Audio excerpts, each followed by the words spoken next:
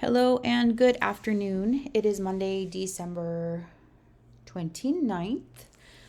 This will serve as your PD as well as give you some planning time at the end so that you can prepare for Winter Academy, which is January 5th through January 9th.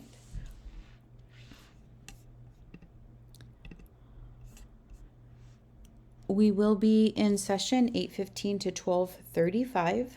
We do ask that you please pick up your students in the plaza on time and escort them to class every day. Again, class starts at 8:15 and is over at 12:35. Here's the agenda for today. It is our welcome, our intervention staff, logistics, instructional foci, resources, and closing. So this is a Title I intervention program. It is funded by Title I funding, so the requirements and the compliance pieces are much more stringent than anything that is locally designed. So our staff list, we have our administrator, Ms. Vega, our support staff, Ms. Vargas, Ms. Quintero, myself, Ms. Cadena, Gil, and Mr. Asensio, our plant manager. I will not be on campus during the intervention cycle. Our ELA teachers are Ms. Vergara, Ms. Hernandez, and Mr. Ramirez, teaching 6th through 8th grades respectively. Math teachers are Mr. Chavez, Ms. Madrigal, and Mr. Gerard. We'd like to welcome back Miss Madrigal, as she was one of our Saturday school intervention teachers a couple of years back. Our room assignment and schedule, I'm going to go ahead and make that a little bigger. We are going to be on the first floor and the first floor only. We have rooms 101 and then rooms 106 to 110. That will be utilized for our Winter Academy.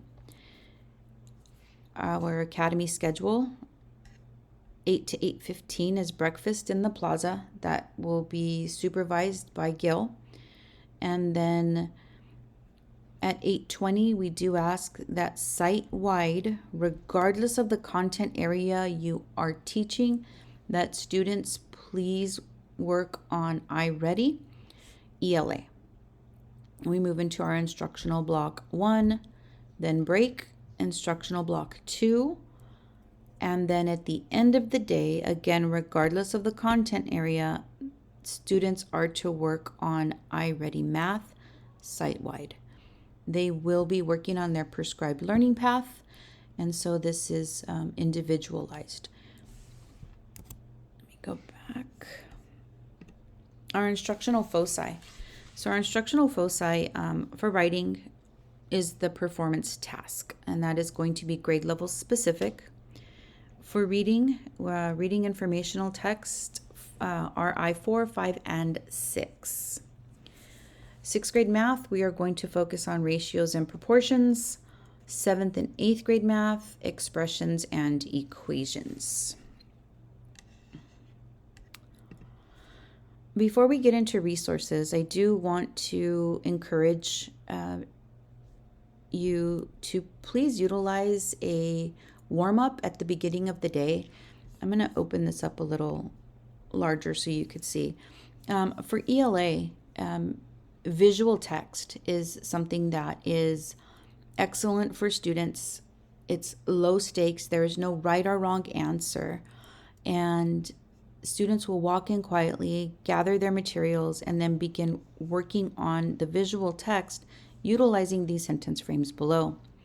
As you can see, each sentence progresses in the depth of knowledge. We have what they notice, what they wonder, what they think, and then a connection. So this is a good warm-up, and then students can stand up, hand up, pair up, and share what they wrote. Excellent way to start the day. For math, to promote mathematical discourse and have a number sense routine, regardless of grade. which one doesn't belong. You're going to have various answers based on various skill level. Sixth grade answers may not be as analytical as eighth grade. Which one doesn't belong? Oh, well, 43 doesn't belong because it's not a perfect square, right? So these are excellent openers for our day with our students. I highly encourage that you utilize these. Moving on to resources. So our resources for Winter Academy are all in the 2026 Winter Academy Drive. They are by grade and content area. So 6th grade ELA focus standards are all here, okay? And each grade is almost identical. We open up determining meanings of word phrases. The students have their student copy, and then the teacher notes are also included here. The learning progression is here, as well as the prerequisite skills for each and every standard. Let me go back. There's also scaffolded practice that I've included. These are analyzed text structure, and it is very much scaffolded, very much can be done, should be done together as a whole group with some release for checking for understanding. Okay. Let me go back. And again, that is for each grade level. For math, focus standards, equivalent linear expressions is the first one for 7th grade. And then we have the lesson progression. It's in order here. It starts with the student book, and it also has the teacher companion to go along with it. Okay, I do understand that this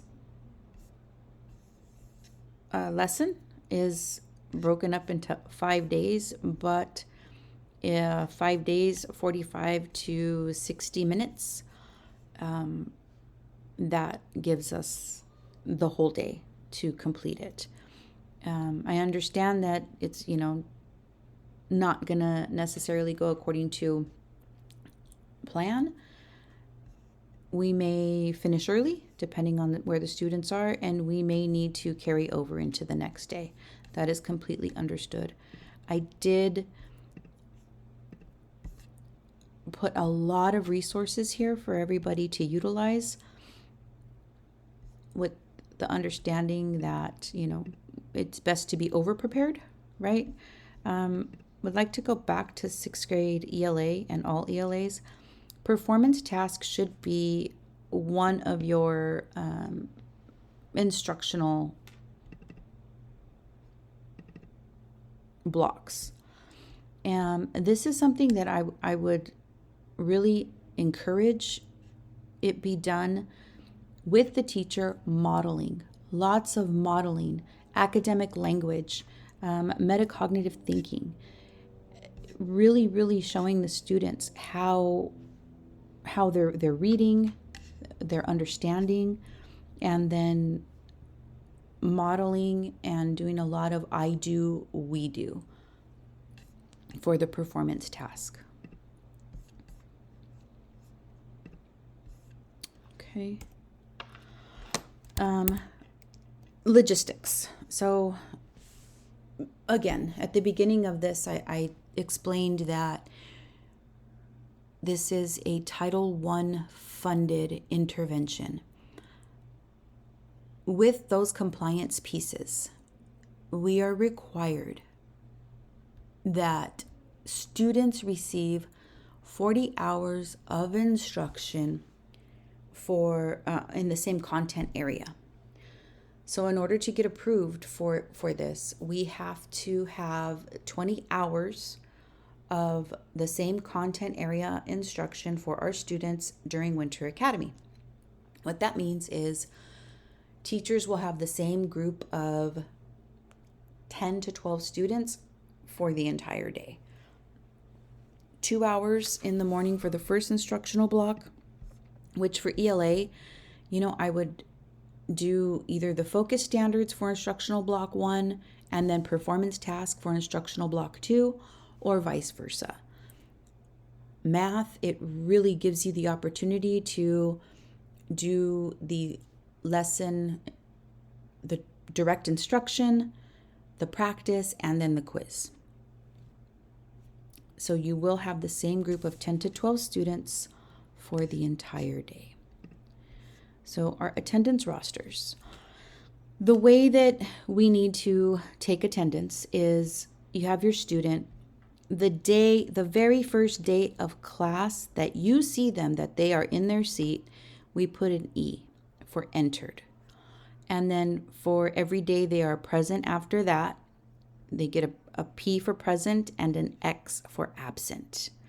If you don't see the student on day 1, day 2, but they show up on day 3, that E is going to be entered on day 3, which would be Wednesday, January 7th. Okay. Moving on to our sign in and out procedure. This will be there for you on day 1. We ask that you sign in at 8:15 and out at 12:35. You're going to utilize the first 2 boxes. We do ask that you please sign in and out every day because failure to do so will result in non-payment. Okay, at the end of the week, once you signed in Monday through Friday, you're going to sign and date your time card. Okay, thank you, Ms. Vargas, for getting all of that ready for us. Roster completion. So let me open that. I'm still creating the rosters, okay? When we talk about pre and post assessment, what they're asking us to do is utilize iReady and iReady only. That is the mandate from the district. It's in the bulletin, the most recent bulletin dated November of 2025. So here's your attendance for the week. The total number of hours for a complete program for Winter Academy is 20. So a student with perfect attendance is going to have 0 hours absent, 20 hours present. Okay. Their iReady boy score will be the pretest. MOI will be the post-test. If you as the instructor would like to give something for your own measure, for your own records, as a pre and a post that's teacher created, you are more than welcome to do so. We just ask that you collect it and turn it in with your progress reports at the end. Okay, I'll explain the final progress marking, in a moment. But these roster completions need to be done by the immediate week following Winter Academy. So we're going to go January 15th that they'll be due. And I'll complete this area here with bullet points, the due date, and send this entire presentation to you via PDF so you have all the live links. Again, the attendance rosters are not complete just yet. Okay, and then progress reports. So progress reports need to be filled out. I know that the date of post-test, you're not going to have, right? We're not going to have the post-test score. We can say February 2026 as that date, but we're not going to have anything to put here. Everything else can be filled out. I'm going to read this to you because this is directly from the bulletin for Title I Intervention Program. And you must document pre and post-test scores, determine an overall progress rating, evaluate student progress, add teacher comments related to student progress. Now, that is required if the student is receiving an unsatisfactory. Okay? This asks that you submit the completed report of student progress to clerical staff at least 2 days prior of the intervention cycle.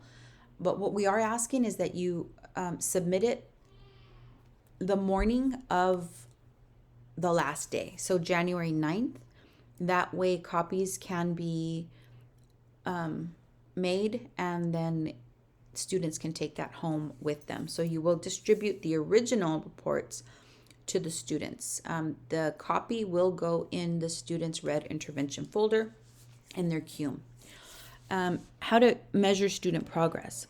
So in order for a student to receive a satisfactory, it does mean that they attended more than half the program and they demonstrated progress over the course of the entire program. Again, if they attend less than half of the program, but they still made progress, they may still receive a satisfactory. An unsatisfactory is for students who completed the program but demonstrated little to no progress. And again, this is a really good time because it's such a small group. In those comments, if a student is not making progress, write down what your concerns are, and then please let either Ms. Vega or myself know so that we can follow up with the classroom teacher and see how the student is progressing, to see if maybe they need additional intervention, additional support. It's a really good time to get to know these students and what their individual needs are. An incomplete, this would be that the student was enrolled, they attended less than half of the intervention sessions offered. They would get an incomplete. Okay, now let me go back to this here. Final progress marks will be on this as well. Okay. S, incomplete, unsatisfactory. Okay. And for now, that is all I have for you. There will be a opening bulletin that will be going out to everybody by Friday, maybe Saturday, as long as you have it before the first day of class. And again, everything is linked in the presentation. There are additional resources in the opening bulletin that I will make available to you through the slideshow as well. But know that this is a current work in progress. It is not completed as of yet. And that's it. If you have any questions, please feel free to contact me on my cell phone, 909-696-9347, or you can email me at christina.cadena@lausd.net. Forgot how rough these screen recordings can be. So after this, you are released for planning time. I am going to upload this onto YouTube. And if you can please comment your name, your start time and end time. And this will be how we take attendance for our professional development planning time. Thank you so much. And I know it's going to be a wonderfully productive Winter Academy.